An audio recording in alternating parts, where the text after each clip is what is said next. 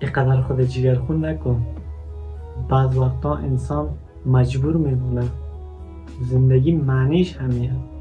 چیزهایی را که ما دوست نداریم همیشه پیش روی ما میاره. بعض وقتا حق انتخاب نداری. فقط باید ادامه بدی. فقط باید پیش بری.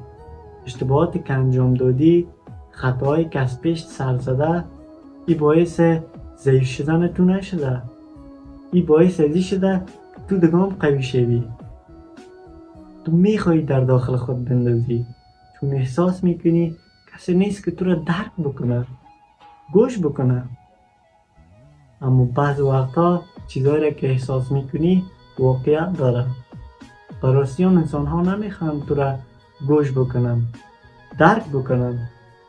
بعض هاشون حتی قدم برداشتن تو را هم نمیخوان. همون انسان هایی که زیاد دوستش داشتی، اعتماد داشتی، همه تو را ویران ساختن.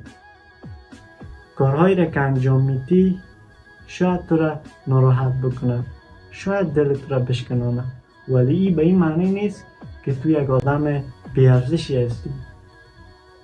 بعض وقتا مجبوریت انسان را کوچک نمیسازه، انسان را به بلوغ فکری میرسانه.